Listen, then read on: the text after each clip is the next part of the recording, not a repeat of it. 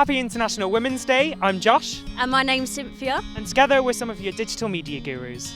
So today we're going to be talking to the students around the university campus about what International Women's Day means to them. Let's see what they think. So I'm joined here with Adele, and Adele is from Kazakhstan. What does International Women's Day mean to you? For me personally, International Women's Day symbolizes, it just celebrates the power of women, femininity, the history of women, and our present and the future. So what does it mean to be a woman in the part of the world and society that you live in? So I live in Japan. It's a little bit different. I'm from America originally.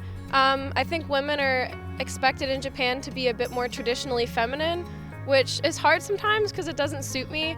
But I also think women are really hardworking in Japan. Like they have a lot of high office jobs, high company jobs, and I get to interact a lot with them. And it's just really cool to see how hard they work and how they strive to kind of break the expectations of being super feminine and delicate all the time. So I like being a woman in Japan. In the US in general, there's kind of a stigma about being a strong woman who is pushing that you want yourself to be recognized. You shouldn't just curl up and roll over and let people say these things about you. But at the same time, if you are too dominant, if you are too willing to step forward and be that's not right, then it's then you're a bad person. So it's you have to kind of walk that very fine line. In Kazakhstan, it's actually a national holiday and everybody gets a day off, including the men in our country. And generally people just become much nicer. It is quite commercialized, but it is still a good way to celebrate women, so I'm not complaining. Are there any taboos about women that's still going on in contemporary society that you'd like to be broken down?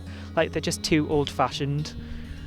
We watched, as a house, we watched a lot of female empowering documentaries, etc. Watched one on Channel 4, Chidera Ejeru, known as the Sunflower on Instagram, about regrowing pubic hair as women, and how the porn industry basically made women clean shaven because it was better for the shot of the porn and blah blah blah, and it's actually worse for your health and worse for your sexual health, worse for everything. So bring back the pubes is our house motto now. So that's kind of gone with it. Yeah. I wish women weren't considered promiscuous based on their sex lives. I think men get away with a lot more usually, and if women just want to have fun, then it's kind of looked down upon. So I really wish that wasn't a thing. Yeah, they're called things easy. Yeah. It's I want to be able to live my life the way that anybody else in this world can. Yeah. And I don't see why anybody should be able to judge you for that. I think we put a lot of pressure on ourselves as women to look good as well. So the taboo of looking good, I think. Don't sexualise yourself, because also you'll then put yourself in danger, but also sexualise yourself because you want men to find you attractive, and why wouldn't you do that?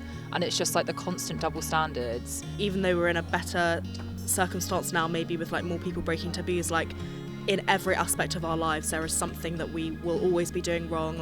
It's still acceptable to be told that you have to wear makeup for work. Why is that still the case? It's such a minor issue, but all these things feed into the rhetoric that women have to be a certain way, have to exist in a certain space. There's a lot of taboos, but I think they're being broken every day by talking about it more and more. Exciting times, very exciting times. We can get very angry about it.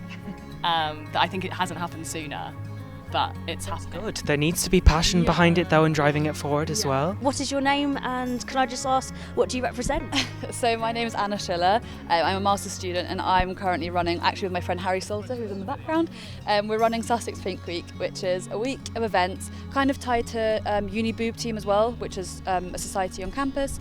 And we raise money and awareness for breast cancer.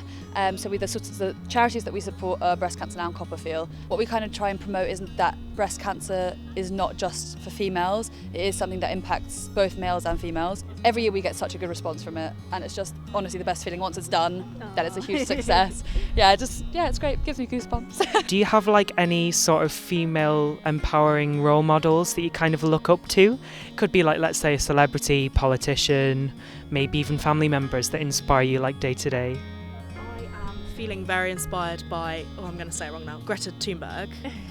Just because she is, what I love most about her is that she's angry and she's not trying to hide the fact that she's angry, because female anger is so frowned upon. We're always told we're too emotional, we're not rational. Because a lot of powerful women, and there's also nothing wrong with this, but like the representation of a powerful woman is like Beyonce or Michelle Obama, who have like lovely clothes, high heels, like really like beautiful women, whereas Greta's like doesn't wear makeup, doesn't really like just sexualize herself or anything, and like it's good to have but every woman in like a power position. What is she, 16? Yeah. And like we think back to, we actually all ended up at school together, and when I was 16 I would let anyone walk all over me, you know, to have that voice and that belief from so young, and to, I think that inspires the younger generations to feel like they can speak out. I would go with my mum, biggest inspiration always, I think. My role model, I'm inspired by my girlfriend. She goes to work, I don't go to work as often as her. She's working so hard, she's studying a harder degree than me. I think for me it's not a specific person, but rather people I meet along the way that perhaps portray a certain personality trait or something that I really admire.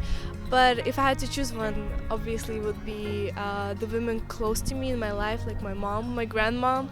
They're really strong women, really well-rounded, and I always look up to them. If you were to speak to yourself now as like a grown woman, but to a younger version of yourself, knowing what you know now and having experienced what you've experienced, is there like one piece of advice? Like what would you tell yourself? I would say that as teenagers in particular, everyone is so focused on themselves and so self-conscious, no one's looking at you anyway, so do whatever you want. When you're a teenager, like obviously you're trying to fit into all these boxes, and it's okay to not fit into all of them, like, and Especially as women. yeah, and to like explore what you actually enjoy. So that's it from us, guys. Thank you for watching.